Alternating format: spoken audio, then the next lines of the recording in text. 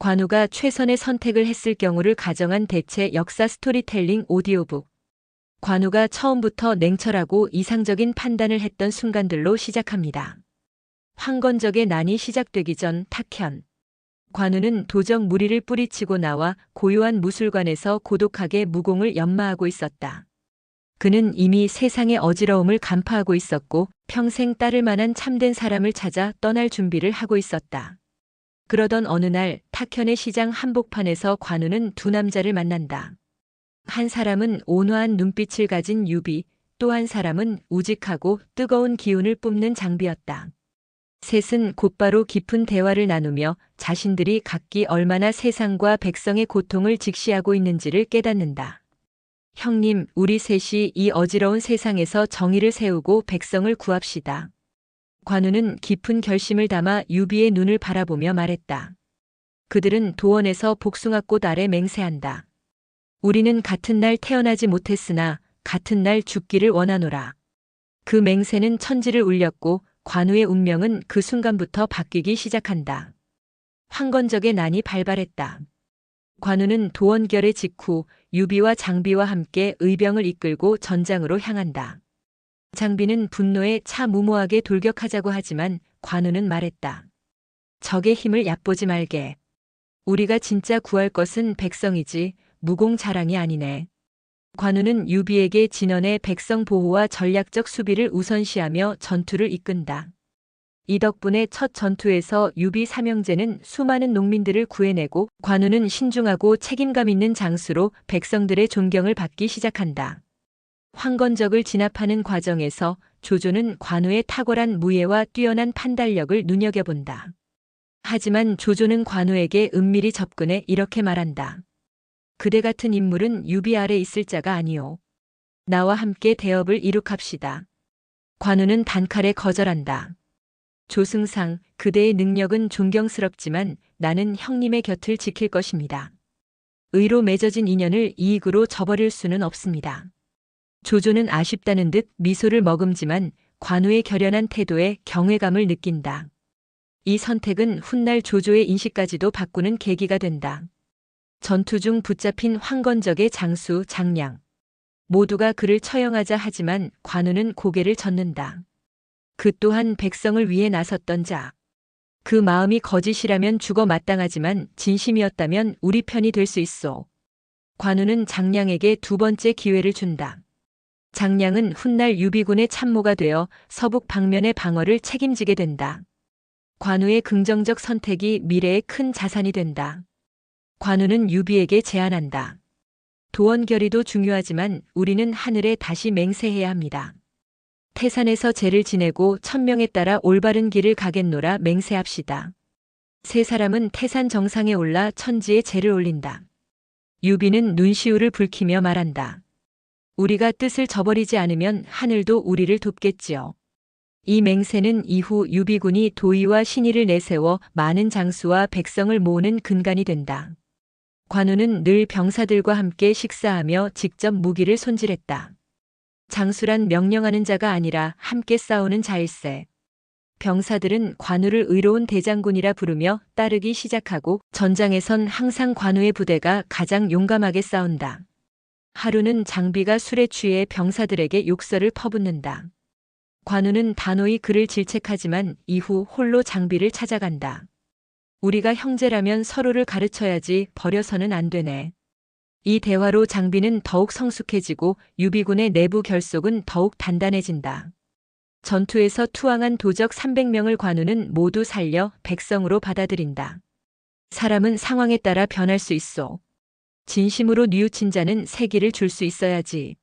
이들은 훗날 농민군으로 유비군의 식량기지를 담당하게 되고 관우는 농업에도 큰 관심을 가지게 된다. 남쪽에 전염병이 퍼졌을 때 관우는 무장을 내려놓고 먼저 약초를 캐며 백성을 돌본다. 검도 의로 쓰지 않으면 흉기가 되오. 지금 우리 무기는 칼이 아니라 손이네. 그는 병자들을 돌보며 천하의 의인으로 이름을 떨친다. 관우의 결단과 유비의 도의는 점차 주변 군벌을 끌어당긴다. 제갈량은 멀리서 이들의 소문을 듣고 말한다. 이런 사람이라면 내가 나설 이유가 충분하도다. 천하를 바꾸는 도화선은 이미 붙었다. 관우는 칼을 들기 전 먼저 사람의 마음을 얻는 데 성공한 것이다. 황건적의 나는 진압됐지만 각지에서 다시 들불처럼 불안이 일기 시작했다. 탐관 오리들이 도망친 황건적의 백성들을 핍박하고 도적대는 다시 산을 장악했다. 관우는 이런 현실을 보며 말했다. 적을 물리쳤다고 해도 백성의 고통은 끝난 것이 아니오. 우리는 검이 아니라 뜻으로 세상을 바꿔야 하오. 그의 말에 유비는 고개를 끄덕인다. 그리고 그들은 스스로 정식 관직이 아닌 의병대장의 길을 택한다. 관우는 각지의 의병을 모집하러 다니며 한 가지 원칙을 세운다. 우리는 병사를 먼저 구하지 않소. 먼저 굶주린 백성을 살립시다. 구휼에 앞장선 관우는 각지 농민들 사이에서 영웅처럼 칭송받는다.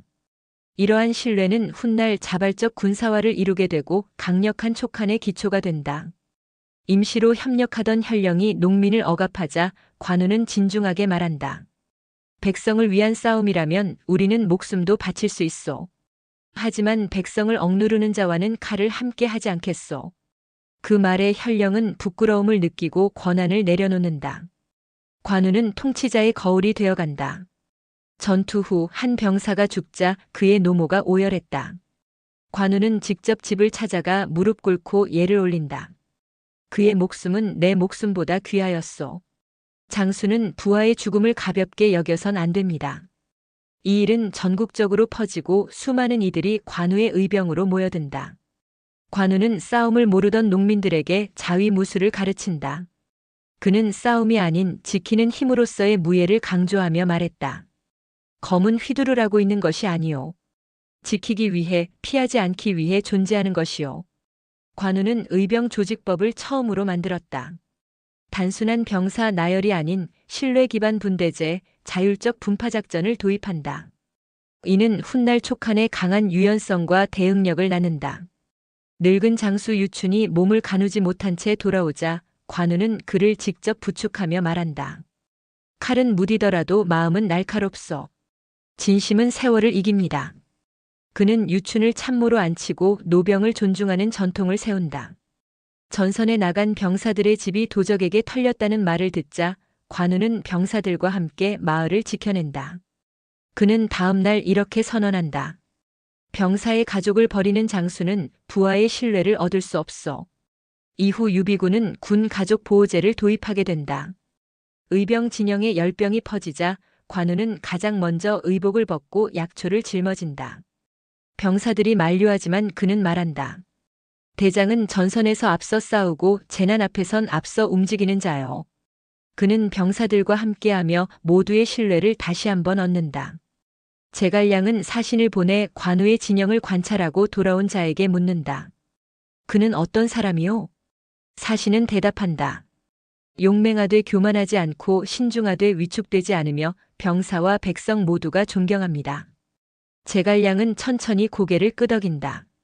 이 나라의 기둥이 될 인물이요. 황건적의 잔재가 정리되기도 전에 동탁이 어린 황제를 앞세워 조정을 장악한다. 온 나라가 다시 혼란에 빠지고 각지의 제후들이 봉기를 외친다. 관우는 말했다. 왕조를 흔드는 자가 있다면 반드시 정의로 대적해야 하오. 유비와 함께 의병연합군으로 참전하기로 결심한다. 토벌군의 한 축인 손견은 강직하지만 다혈질이다. 회의 중 유비와 이견이 생기자 목소리를 높이려 하자 관우가 먼저 일어나 말한다. 정의는 각자의 검에 있는 것이 아니라 백성의 고통에서 비롯됩니다. 서로의 말에 귀 기울이지 않으면 우리는 또 다른 동탁이 될 뿐입니다. 손견은 말없이 고개를 끄덕인다. 관우의 말은 토벌군 내부의 갈등을 잠재운다. 동탁의 수와 화웅이 선봉으로 나서자 각 장수들이 두려워한다. 관우는 나선다. 단 한 번의 찌르기로 화웅의 목을 베며 말한다. 이 검은 허세로 들지 않았소. 정의는 단칼에 끝을 냅니다. 그 용맹에 장수들이 감탄하며 외친다. 관운장 만세. 하지만 관우는 자만하지 않고 전장에서 병사들과 식사를 나눈다. 승리는 검보다 겸손해서 오오. 여포가 출전하며 모든 진영이 두려움에 휩싸인다. 하지만 관우는 말한다. 힘만으로 승패가 갈리는 시대는 끝났소. 지금 필요한 건 용기보다 명분이요. 관우는 유비와 장비와 함께 삼형제 합공으로 여포를 퇴각시킨다. 그는 끝까지 여포를 무시하지 않으며 그 기백을 높이 평가한다. 동탁이 낙양을 불태우고 후퇴하자 수많은 백성이 피난길을 잃는다. 관우는 군사 이동을 중단시키고 먼저 백성의 이동 경로를 확보한다. 우리는 군대가 아니라 백성을 위한 우산이요. 그 덕에 유비군은 피난민의 보호군으로 추앙받는다. 백성들의 신뢰는 하늘보다 두터워졌다.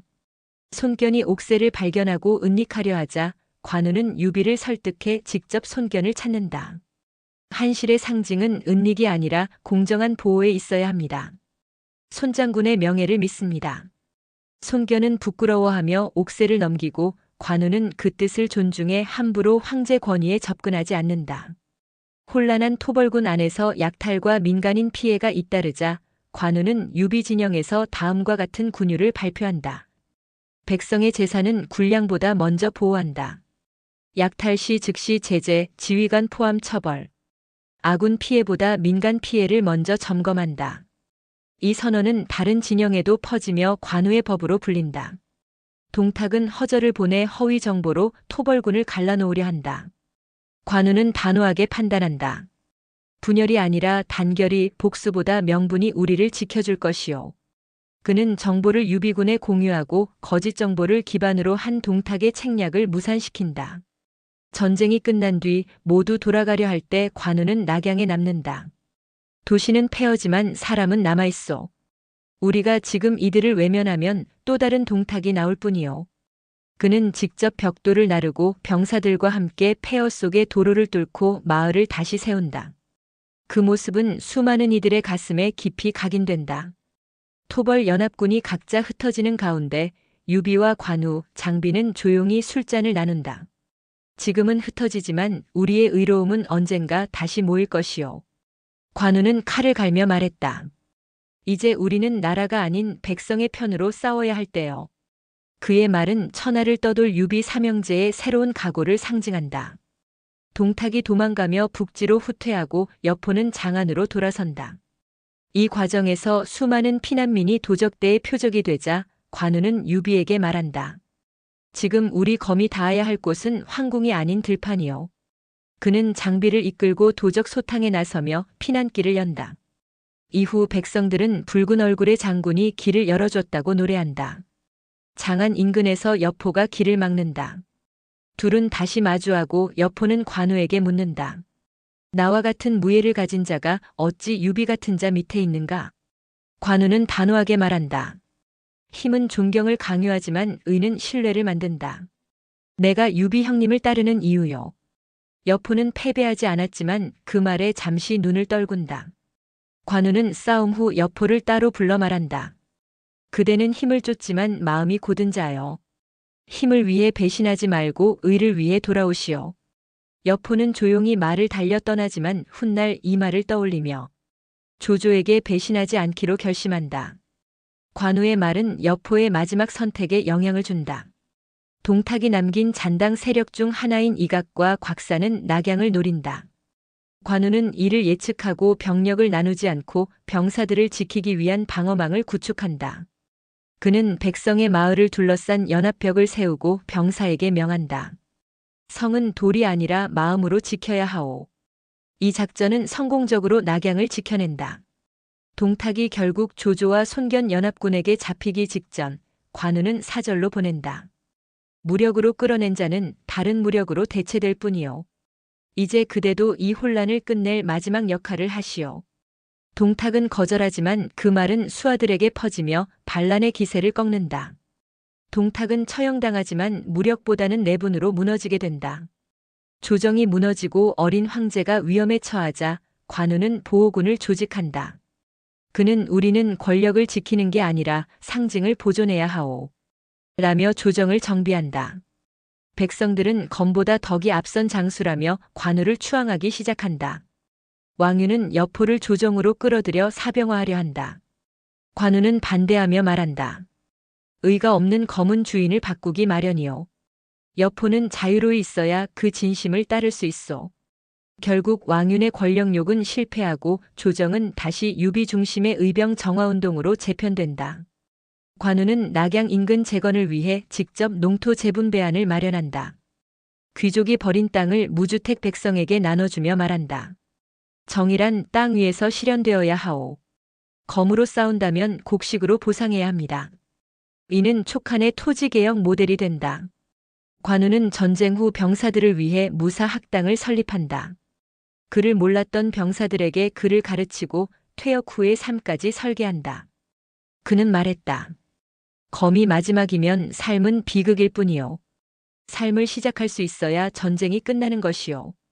관우는 조정의 나무라는 여러 장수들의 제안을 모두 거절한다. 나는 권력을 지키려 검을 든 것이 아니요. 형님이 가는 길을 나도 함께 가야지요. 그는 장비와 함께 장안을 떠나며 말한다.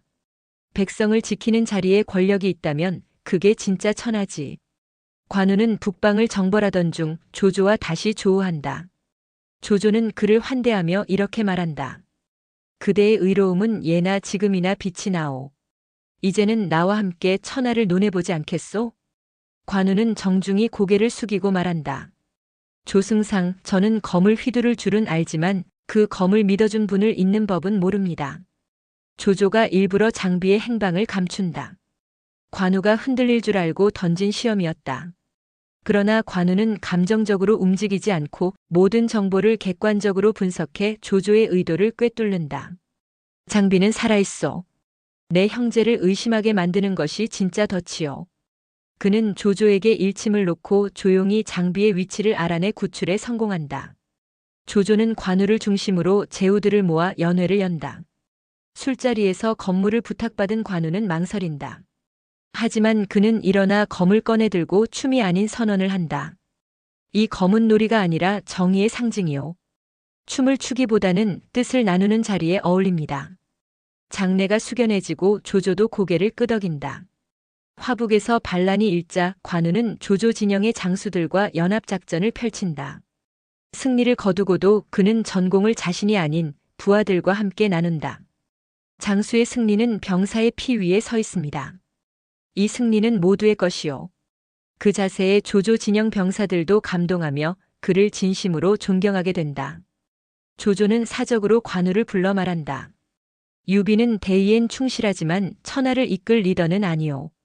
그대야말로 도의와 무예, 명성을 두루 갖춘 천하의 제목이요. 관우는 조용히 말했다. 제 형님은 천하를 얻기보다 사람을 얻으려 하십니다. 그를 따른다는 건 천하를 위한 일이지 한 사람을 위한 충성은 아닙니다. 조조는 깊은 침묵 속에서 수를 따르며 더 이상 설득하지 않는다. 관우는 조조에게 작별을 고한다. 조조는 일부러 가는 길마다 장애물을 두었지만 관우는 그 모든 걸 피하지 않고 정면으로 뚫고 나간다. 무단 통행이 아니라 정의의 길을 가는 것이요. 누구도 그 길을 막을 수는 없어. 그는 형주로 돌아가는 길에서 6관문을 돌파한다. 이른바 관우의 6관 돌파는 백성들의 입을 타고 전설이 된다. 형주에 돌아온 관우는 백성들의 환호를 받는다. 그는 전리품을 모두 고아원과 병자소로 돌리며 말한다. 검으로 얻은 건 마음으로 돌려야 하오. 유비는 그런 관우를 보며 미소 짓고 장비는 역시 둘째 형은 군자가 맞아 하며 껄껄 웃는다. 조조는 관우에게 값비싼 검을 선물로 보낸다. 관우는 그 검을 자신이 세운 학교 앞에 봉인하며 글귀를 남긴다. 이 검은 이익보다 뜻을, 힘보다 가르침을 택하라 말한다. 이후 그 학교는 의검학당으로 불리며 장수 교육의 명문이 된다. 유비는 드디어 제갈량을 영입하고 관우는 처음으로 그를 만난다. 관우는 속으로는 경계하지만 대화를 통해 확신을 얻는다. 당신은 지로 나라를 구하려는 자요. 나는 의로 그것을 지키겠소. 이날 천하를 뒤흔들 새 인물의 연합이 시작된다. 유비, 제갈량, 관우는 함께 삼국을 논한다. 그 자리에서 관우는 단호하게 말한다. 우리는 천하를 나누려는 것이 아닙니다. 백성에게 돌아갈 세상을 만드는 것이요. 제갈량은 관우의 말에 감탄하고 유비는 조용히 술잔을 든다. 세 사람은 이날 의로운 천하를 만들기 위한 진짜 첫걸음을 내딛는다.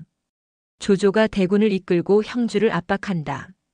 제갈량은 시간을 끌며 피난 계획을 세우고 관우는 결사대를 조직해 장판파에 남는다.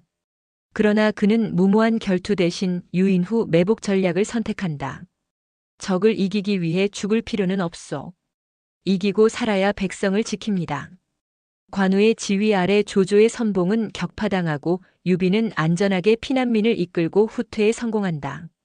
관우는 추격해온 조조의 부장 장료와 맞선다. 싸움 대신 협상을 택해 시간을 끌고 장료와 의리를 논하며 물러나게 만든다. 우리가 싸워야 하는 대상은 백성이 아닙니다. 지금은 검을 거두고 진짜 적을 기다립시다. 장료는 관우의 말에 감복하고 병력을 후퇴시킨다. 제갈량은 유비에게 제안한다. 형주를 모두 포기하면 오장육부까지 내어주는 꼴이 됩니다. 관우 장군에게 맡겨 잔존 세력을 재편해야 합니다. 관우는 단기 무장대를 형성하여 산간 지역의 농민과 병사들을 흡수하며 관서군이라 불리는 신속 기동부대를 창설한다. 이는 훗날 촉한의 전략 핵심 전력으로 발전한다. 조은과 합류한 관우는 병사 선발에서 철저히 성품을 우선시한다. 힘보다 사람, 기술보다 신념이 먼저요. 조은과 함께 만든 신병교범은 후일 촉한의 장수 윤리지침으로 제정된다. 오나라 손권이 형주 분할을 제안하며 사절을 보낸다. 관우는 단호하게 말한다. 우리는 천하를 쪼개러 싸우는 자들이 아닙니다. 지킬 뜻이 없다면 땅도 가질 자격이 없습니다. 하지만 제갈량의 조언으로 유비는 일단 형주 일부를 임시로 공유하는 유화책을 선택한다. 유비가 백성을 직접 만나러 각지를 돌며 명분을 쌓는 동안 관우는 모든 경호와 배급, 진로 확보를 도맡아 행동으로 의리를 증명한다. 형님이 입으로 마음을 얻는다면 나는 발로 길을 만들겠습니다. 백성들은 두 사람을 말의 군자, 발의 성자라 부르기 시작한다. 남하하여 익주로 진출하기 위한 회의에서 관우는 형주 잔류를 자처한다. 새를 넓히려다 뿌리를 잃을 수는 없어. 누군가는 이곳을 지켜야 합니다. 이 결정은 이후 유비군의 안정적 진출을 가능케 하고 관우는 동시다발 공세를 막아내며 촉한의 국방 기둥이 된다. 관우는 전쟁 중 헤어졌던 아내와 자식들을 다시 만난다. 그는 장막에서 고개를 숙이고 오랫동안 아무 말도 하지 못한다. 칼은 날이 있으나 정은 닿는 곳이 없어. 그는 가문을 전쟁에 끌어들이지 않기 위해 가족을 직접 멀리 두고 오직 나라와 형제, 백성을 위해 다시 떠난다. 관우는 방어전 중 장수주태와 병사들의 처지를 이해하고 회유 전략을 편다. 먹을 것과 피난민 보호구역을 열어두고 전단을 돌린다. 결국 주태 부대는 큰 전투 없이 투항하며 관우는 단 한 명의 희생 없이 형주 동부를 완전히 안정시킨다. 익주 정벌이 마무리되고 유비가 장비와 함께 형주에 도착한다. 세 사람은 수십 년 만에 처음으로 다시 한자리에 모인다. 유비 우리가 지킨 건 땅이 아니라 마음이었소. 관우 그 마음을 우리가 지키는 날까지 이 검은 녹슬지 않을 것이오. 장비 이제부터 진짜 촉한이 시작이로다. 세 사람은 형주에서 촉한의 초석을 다지며 천하삼분의 서막을 천천히 준비한다. 관우는 형주의 새로운 군사 질서를 수립한다. 삼중방 위체계와 민병 자치단을 도입해 유사시 병사뿐 아니라 백성도 방어선에 참여할 수 있도록 설계한다. 검이 닿지 않는 곳도 마음이 닿으면 지킬 수 있습니다. 형주는 철옹성이 아닌 사람의 연대로 굳건한 땅이 된다. 손권이 점차 형주에 대한 야심을 드러낸다. 사절이 와서 다시금 공동 통치를 요구하지만 관우는 미소를 머금고 말한다. 의로 나눈 것은 나눌 수 있어도 욕심으로 나눈 것은 나눌 수 없습니다. 그러나 관우는 무력 대신 외교의 길을 택하고 손권과의 교섭에 지혜로운 태도로 맞선다. 오나라 척후병이 형주 남부에서 백성을 납치해 가자 관우는 직접 친정한다. 그러나 그는 대규모 전투를 피하고 야습으로 빠르게 백성을 구출한다. 전쟁은 승리보다 피해를 줄이는 것이 중요합니다. 구출된 백성들은 관우를 살아있는 수호신이라 부르며 형주에 귀속된다. 관우는 민심을 안정시키기 위해 세금 제도를 정비한다. 농사 짓는 자에겐 면세기를 두고 상업에는 단일 부과 체계를 도입한다. 세금은 무기가 아닌 연료가 되어야 합니다. 백성이 숨 쉴 수 없다면 국가는 움직일 수 없습니다. 형주는 경제적으로 자급자족 가능한 기반을 갖추게 된다. 관우는 직접 오나라와 회담을 진행한다. 그는 손권의 동생 손부인을 통해 가문 간의 혼인 제안을 받지만 단호히 거절한다. 정략호는 마음 없는 검과 같습니다. 언젠가 주인을 향해 돌아올 것입니다. 손권은 비록 실망하지만 관우의 말에 정치적 진정성을 인정하게 된다.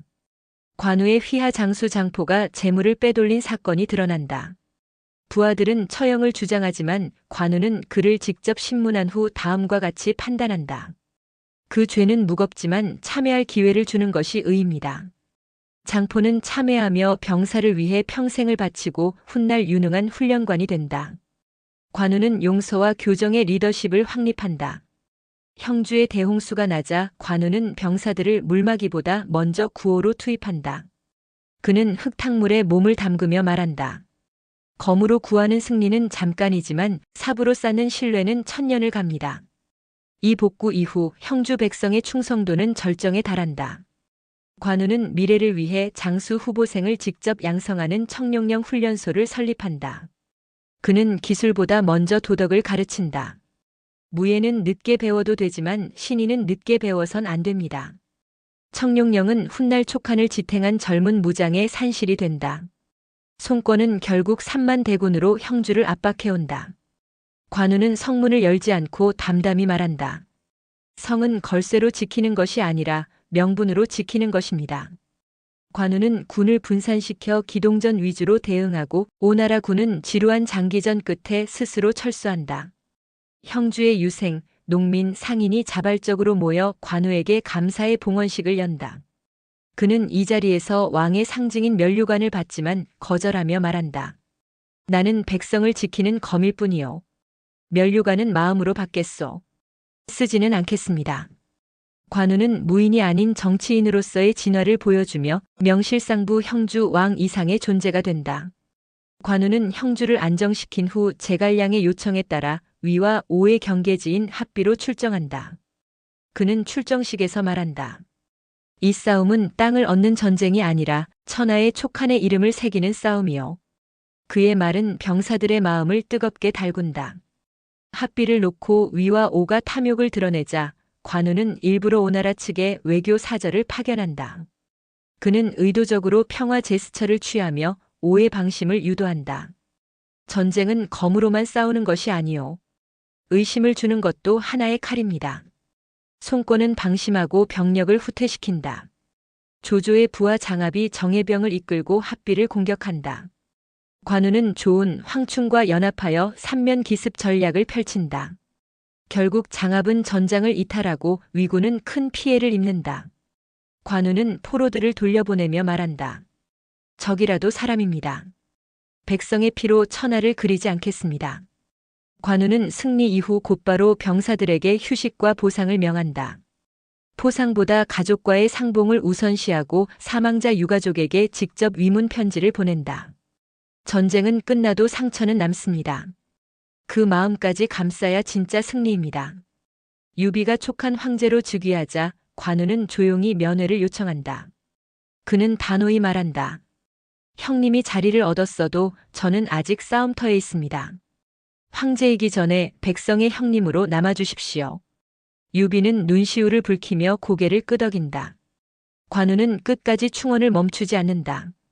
관우는 합비 인근에 의검사를 세워 전사자와 병사의 희생을 기린다. 그는 사당 입구에 이렇게 새긴다. 이 땅은 승리의 자리가 아닌 의를 지킨 자들의 무덤이요.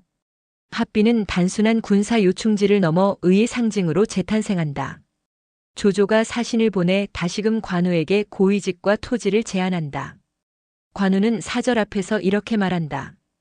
검은 값을 매길 수 없고 의는 물질로 바뀌지 않습니다. 그대들의 천하는 넓지만 제 마음 하나보다 좁소. 조조는 결국 회유를 포기하고 관우의 이름을 다시금 경계한다. 관우는 전쟁 틈틈이 젊은 장수들을 모아 전략과 윤리를 가르친다. 그는 병사에게 이렇게 말한다. 전쟁은 끝날 수도 있지만 검을 든 마음은 다음 세대에도 남습니다. 그러니 싸움보다 배움을 먼저 하시오. 그곳에서 자라난 장수들은 훗날 촉한의 중추가 된다. 관우는 형주와 합비를 잇는 천의 방어선을 구축한다. 산악-수로 농촌을 연결한 방어 전략은 인민-지형 정보를 연동한 최초의 통합 작전이었다. 지도 위에 선을 긋는 것이 아니라 사람 속에 길을 놓는 것이요. 이 방어망은 위와 오의 침략을 모두 억제하는 방패가 된다. 관우의 승전과 방어 체계 앞에서 위와 오 양국 모두 침묵을 선택한다. 한동안 국경은 조용해지고 백성들은 관우가 있는 곳엔 전쟁이 없다고 노래한다. 그는 유비에게 편지를 남긴다. 전쟁은 피할 수 없을 때 하는 것이고 평화는 지킬 수 있을 때 반드시 지켜야 합니다. 유비가 황제로 즉위한 이후 관우는 삼공중 대사마로 임명된다. 그러나 그는 이를 고사하며 이렇게 말한다. 저는 자리를 맡는 자가 아니라 자리를 지키는 자입니다. 대신 그는 의무장이라는 신설 직책을 요구해 병사들과 함께하며 권위보다 실천을 택한다. 관우는 군내 부정부패를 뿌리 뽑기 위해 급여 지급 체계를 개혁하고 병참 창고를 공개 회계로 전환한다. 병사들은 우리 장군은 땅보다 명예를 중시한다고 찬사를 보낸다. 무장도 행정가가 될 수 있습니다. 검을 쥐었다고 마음을 감출 필요는 없습니다. 관우는 말 위에 오르지 않고 맨발로 마을을 돌며 백성들의 불만을 듣는다. 그는 입이 없는 자들의 말에 귀를 기울여야 천하를 논할 수 있다며 백성의 편에서 개혁안을 직접 작성해 조정에 상주한다. 이 제안은 실현되어 의정일지로 기록되고 후대에 전해진다. 관우는 효율과 속도를 중시하는 제갈량과 간혹 충돌하지만 서로를 존중한다. 제갈량 장군은 때론 너무 백성을 앞세웁니다. 관우 승상이 때론 너무 성과를 앞세웁니다. 두 사람은 논쟁 끝에 백성 우선, 국익 병행 원칙을 확립하며 촉한의 행정 운영 철학을 공동 정립하게 된다. 관우는 형주에 이어 촉당에도 병사와 백성 모두를 위한 학당을 세운다. 그곳에서는 병법뿐 아니라 문학, 윤리, 농정도 함께 가르친다. 무력은 끝이 있어도 배움은 끝이 없습니다. 학당은 촉한 전역으로 확산되며 백성들의 교육률과 충성도를 비약적으로 높인다. 관우는 아들 관평에게 검술보다 글과 역사, 민정 운영을 먼저 가르친다. 내가 남긴 건 검이 아니라 뜻이다. 그 뜻을 지켜야 너는 진짜 내 아들이다. 관평은 아버지의 철학을 이어받아 훗날 무장이 아닌 민심 관리자로 성장한다. 촉한 내에 불만을 가진 옛 익주 세력 일부가 불복 조짐을 보이자 관우는 토벌 대신 직접 그들을 만나 말한다. 칼을 뽑기 전에 손을 내밀 수 있는 것이 진정한 장수입니다. 이 대화는 피 한 방울 없이 마무리되고 그들은 자발적으로 재편입된다. 관우는 피 없는 반란 종식의 상징이 된다. 관우는 전장에서 물러난 노병들과 함께 의의 기록을 지필하게 한다. 승리만 기록하는 것은 오만이고 실패도 기록하는 것이 국가의 성장입니다.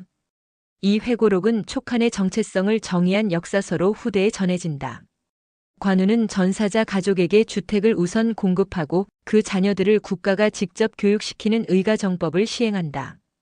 전쟁의 끝은 돌이 아니라 사람으로 남아야 합니다. 이 정책은 수많은 병사 가문들의 충성을 불러오고 촉한의 인재 기반은 더욱 두터워진다. 유비는 마지막으로 관우에게 말한다. 형님, 지금 촉한은 성과 같습니다. 그 성의 문을 열고 닫을 수 있는 이는 형님뿐이요. 관우는 대답한다. 문을 여는 자는 군주지만 그 문을 닫을 줄 아는 자는 형제여 백성이요.